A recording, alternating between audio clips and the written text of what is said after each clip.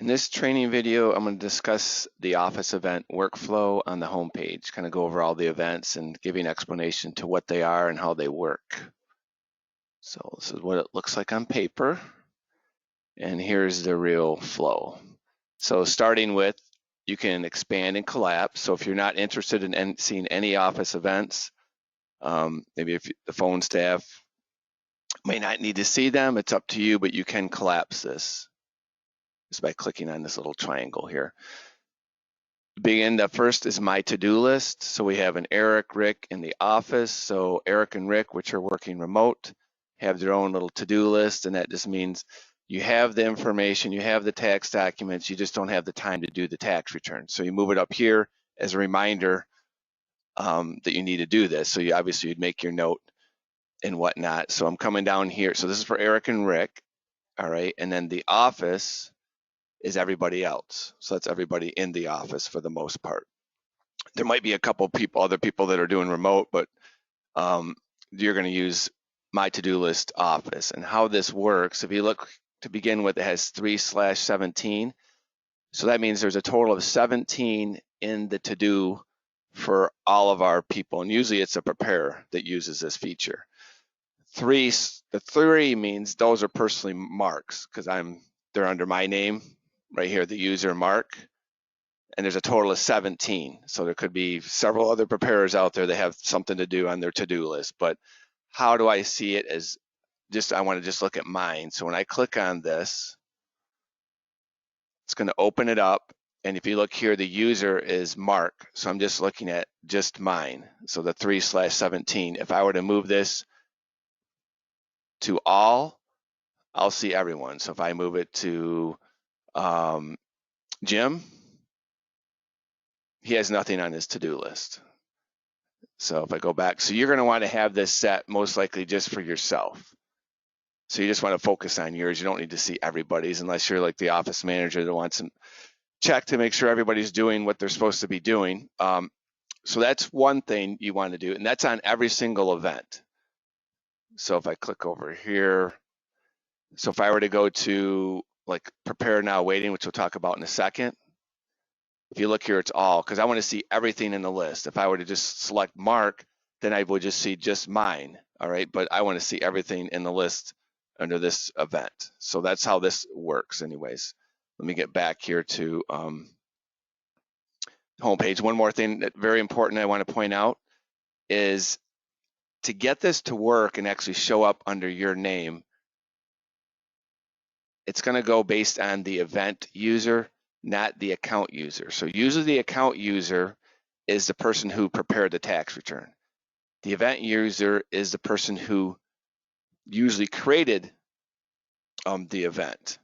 So if one of our support staff wants to move it into my to-do list to say, hey, Mark, they dropped the docs off, you need to get this done, you'd want to make sure my name is the event user, and that way it'll show up in my to-do list. Otherwise, it would, if you move it, say Marcella moves it in there, changes the event to my to-do list, her intentions are to put it in my list, but if she's listed as event user, which she would be if she creates the event, it's going to be in her to-do list. So I know that sounds a little confusing. So let's go in here and Betty, but it's very important. So I'm going to go to the events, and right under here, the event user right here. So how do I change this person? If I select the edit pencil, where is it here? Event to my user. Right here, I can change it that way and select anybody I want. Or when you add an event, so I'm adding an event, right at the top, it says the event user. So here, it's going to default to whoever's creating it, but you can pick whoever you want. So that's how you would adjust the event user. And again, the only way it's going to show up under your name if your name is listed as the event user. All right, that's about the only thing that's kind of confusing in this whole workflow. Now let's move down to the next under prepare. So prepare means we need to prepare these tax returns. The clients have probably given us information or they're usually ready to go. So prepare now waiting, that means it's ready to, we need to prepare this tax return right now. And now waiting, they could be physically waiting in the lobby, they could be physically waiting at their house, they could be physically waiting at the grocery store. I don't care, they're waiting. That means we need to work on that tax return. They don't have to be physically in the office. It's just they want this return done right now and they're ready to answer the phone if they're not physically in the office. So this is the first one you want to act on. Now waiting. If I click on this, Johnny Tester here, then of course you're just going to move it back to your tax prep and go. If it's a portal, if they're not physically in the office, then you need to wait for these categories here. This is going to say if it was docs uploaded through the portal, so that means I'm going to do this return all online. The other option would be if we scanned it. So if we have remote preparers, they need to wait for these categories. So this is very important for our support staff to get things scanned in if our remote preparers are going to help. And this is how we communicate with them.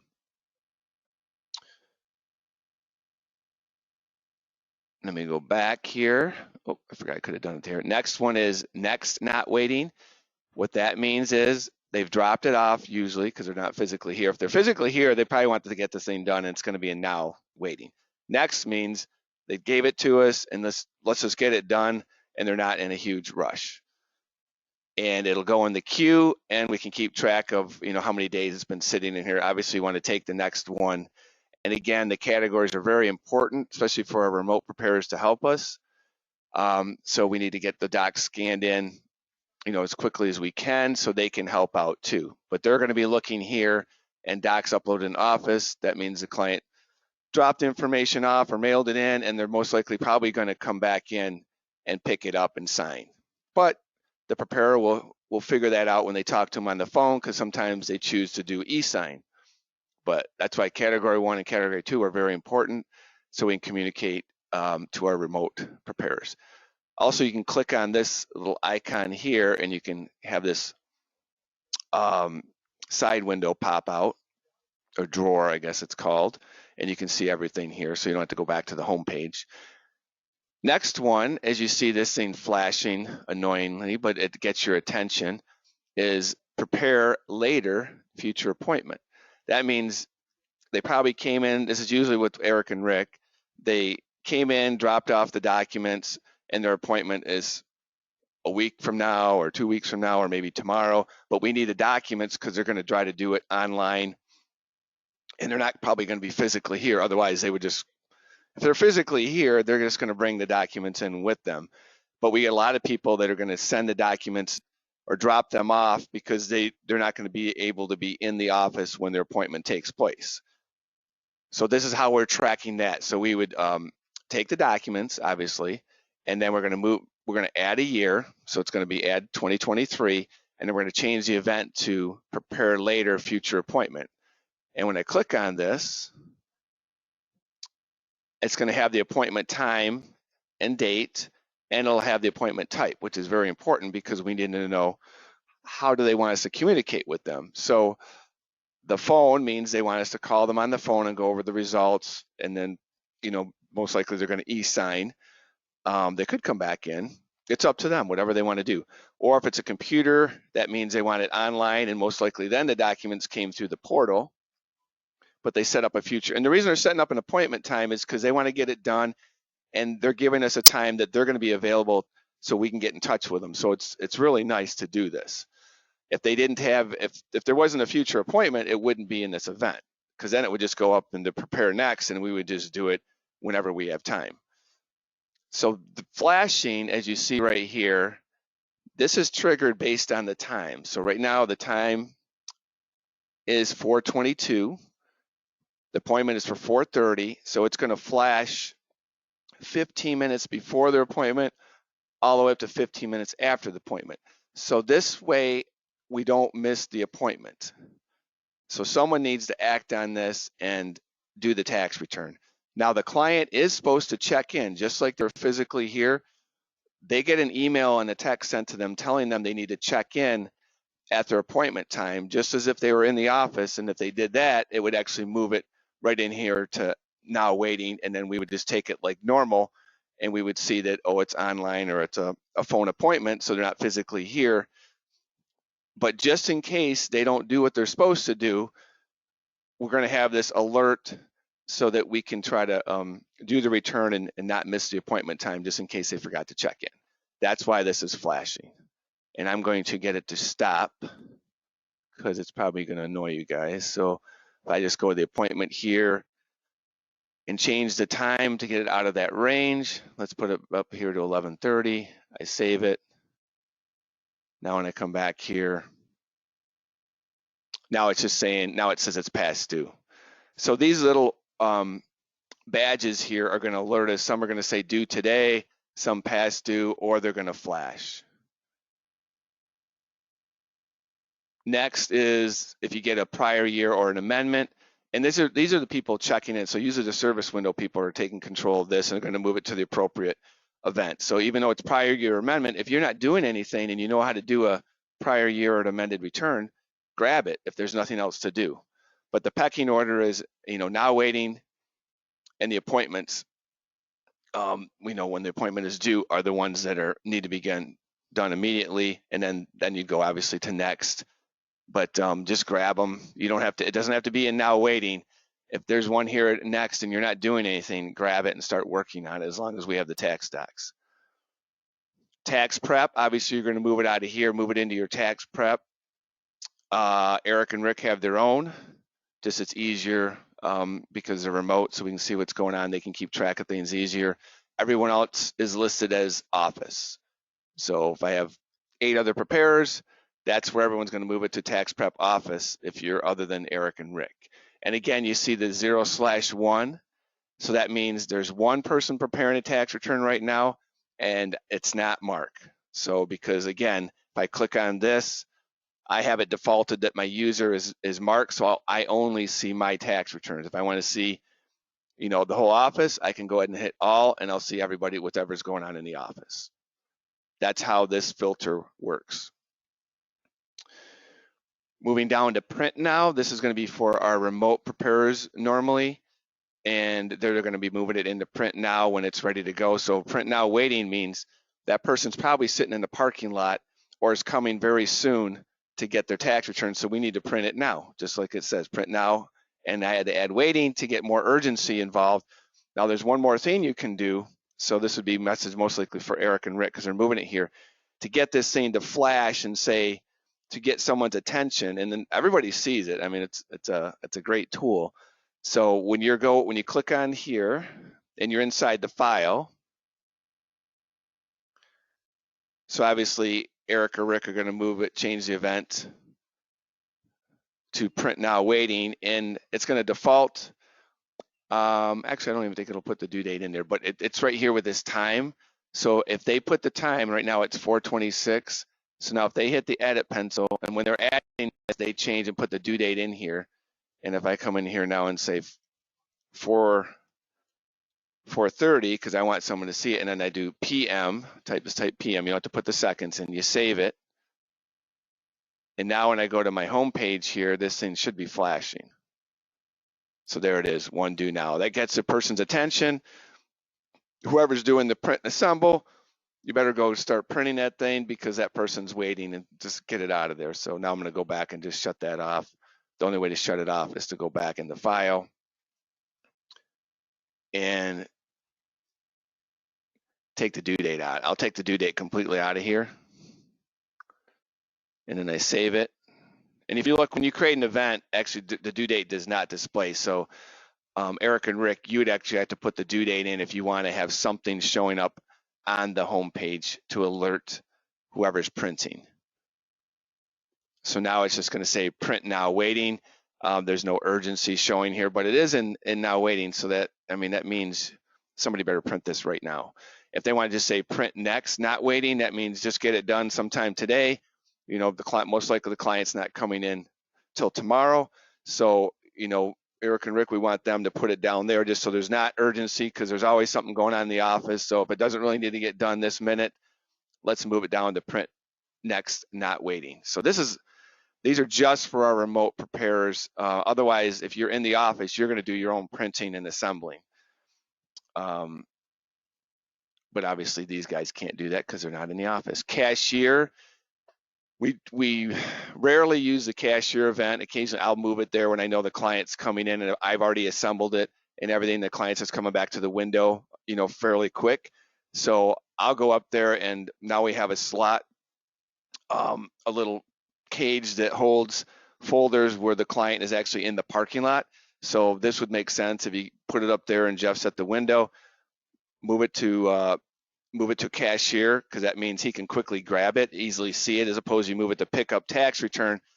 There's a lot in pickup tax return. So I would say if the person's coming maybe within the hour and you really know that, or actually if they're, I wouldn't even say the hour, because sometimes they never come back, and then someone would have to move it to pick up tax return. But if you're going to move it up there and say Jeff's at the window and say, hey, they'll be here in just a minute, I would move it to the event cashier.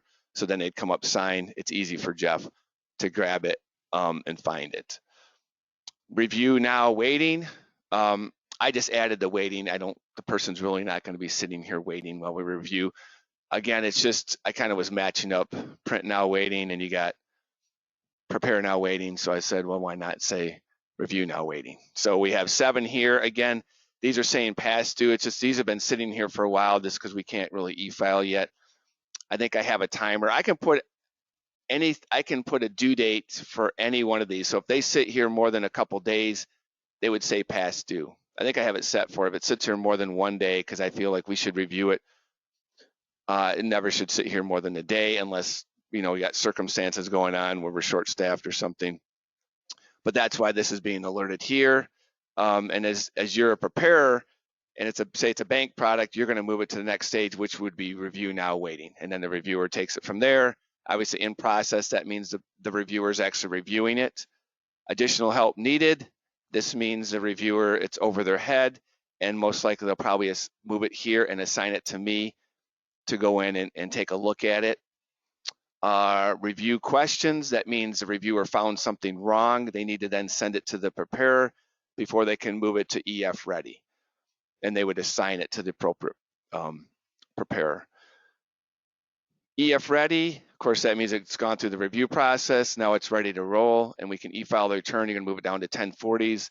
That's pretty much, it doesn't matter what year, current year, prior year, if it's a 1040, or we don't do a whole lot of partnerships or corporate returns, but that would also be for 1120s, 1120s, 1065s. But for the most part, I'm the one doing those, or Ethan's helping me out with those. So I just cut it short to 1040s. 1040X are our amendments. The reason I have it separated, because I'm still going to e-file just like a 1040, but I like to keep track of these, because then once I e-file it, whoops, I didn't want to hit that.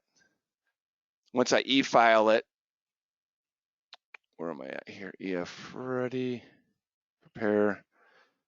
I then would move it down here to waiting X from the IRS acknowledgments, down here to 1040X, because I got to keep a close eye to make sure they actually got accepted.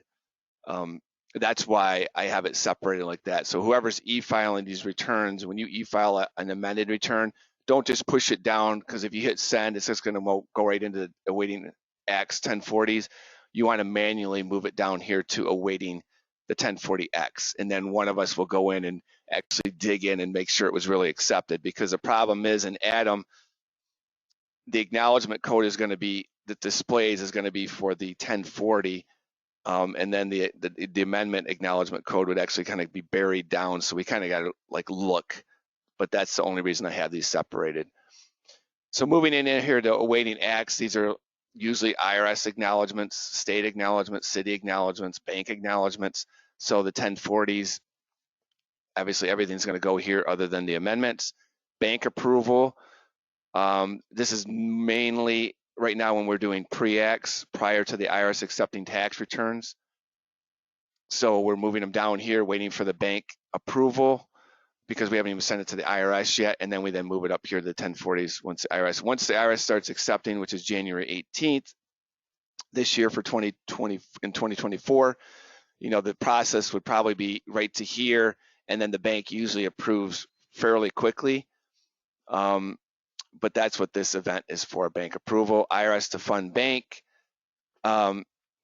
Once once we've done a refund advance, and then it's like an RTC or an RTD, we're waiting to print a check, or the bank is waiting to put the money into the client's account as soon as the IRS releases their refund. So that's what IRS to fund bank means. We're waiting for the IRS to release the refund, and then the money is dispersed to the appropriate parties.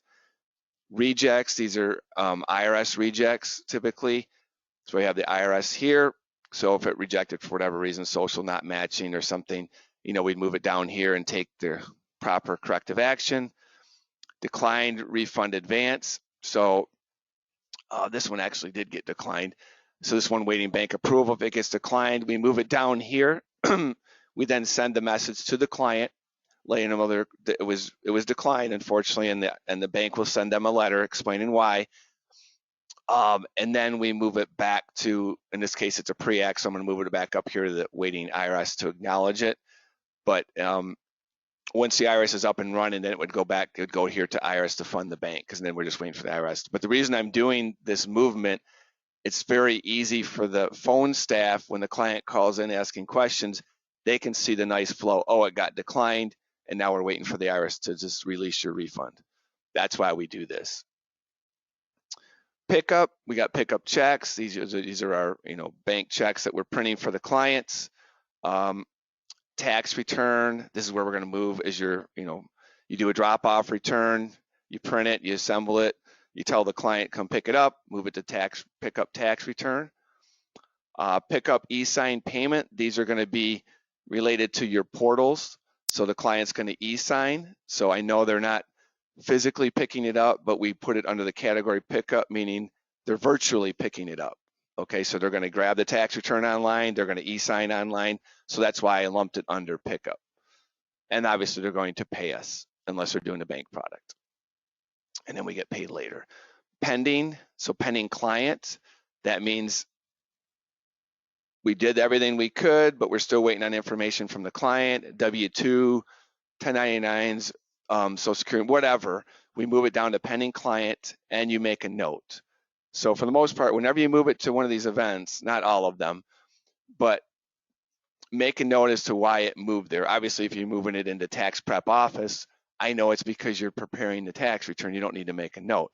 But the really important notes are right here, pending client, because it's going to sit there, and it could sit there a long time. It could sit there for months, and we need to know why it's sitting there. So you might know why it's there today. Tomorrow you might not because you forgot, but you're not going to be in the office that much, so you need to make a note. It's critical that you leave a note telling us why it's in pending client. And pending Frank, we do some work with a financial planner next door, just halfway down the block.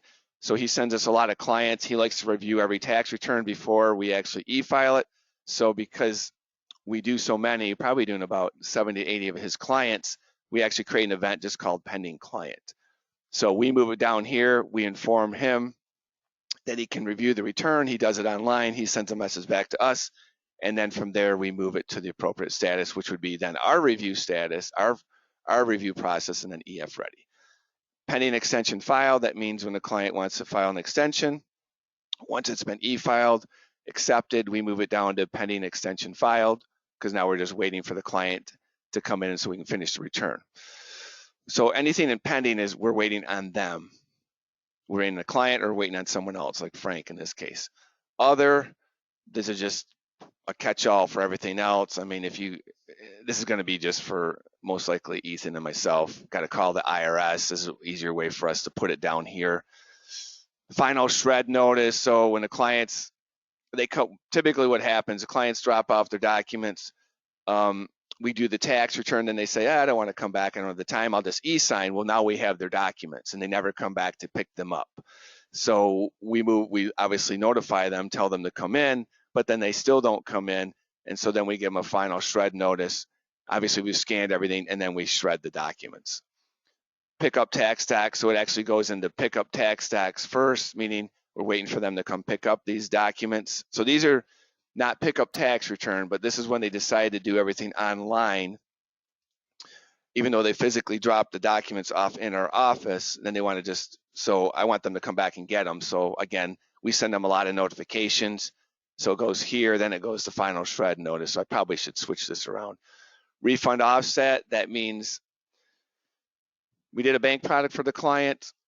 We wanted to get paid by the client when the IRS releases a refund, but the IRS decided to take their refund because they owe back taxes or child support. So we never got paid. So that's what refund offset. Basically, the refund was offset and we never got paid. So we'll be piling these up, unfortunately, as the season goes along.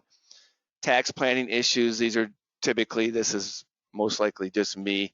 I seem to use this event. I mean, maybe Ethan, but a client calls over the summer, has an tax planning question. I do some research, whatever. I move it down here, but I do this periodically throughout the summer with usually they're my clients, whatever. So I make notes in an event called tax planning issues. So I then go back. So when they come in, I can go back and refer to that. What did I tell them, and make sure I gave them the right advice, because they might question if they owe money. Unpaid balance, this would be another one if they haven't paid us. If they have partial payment, they paid us and they still have a balance owed to us. Walked, you'll get a lot of these. So the client comes in, you tell them what the refund is, they're not happy, so they get up and they walk. All right, so who knows why they're not happy? Their friend's getting 10,000, you're only going to get them $500. So they don't understand how taxes work. They just know, I want a refund. And if you don't give them a refund that they're happy with, they leave and think they can go somewhere else and get a better result. But as long as you do it correctly, which I'm sure you do, they're not going to get a different result unless they give somebody different information. So anyway, we move them down from tax prep. Typically it goes to walked, but that's how we track what happened to the client. So basically everything that's going on with the client can be found on this homepage in the office events once they've come in the office, or however they've virtually completed event log.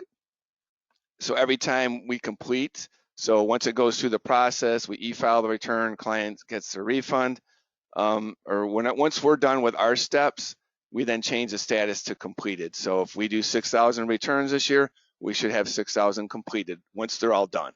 But obviously it's not a perfect world. So, you get a lot in pending and whatnot, but that's what completed event log is. Daily log, this is tracking everybody who came in today. So if I click on this right now, I have 1/78. That means I had one client that came in today, Johnny Tester here, but I had a total of 78. So as this continues, that bottom number will continue to grow. So if we do 7,000 returns, well, there'll be 7,000 that got checked in, either virtually or physically came in the office. So that's what that means. And, we can go in here and check this daily log out. So if I did 20 returns today, I can come right here. I mean, the 20 people that came in or virtually came in, I would see that right here, and I can track the status. So this is where I'm going to find when you forget to put your notes in Atom. So if I see return pickup and there's no notes, I'm going to send, or someone's going to send you an assigned task saying, put a note in here. Did you call the client? Does the client know it's ready for pickup? So that's very, very important, because if the client calls a month later and they're checking on their tax, actually, did I cover that pickup tax return? Let me see.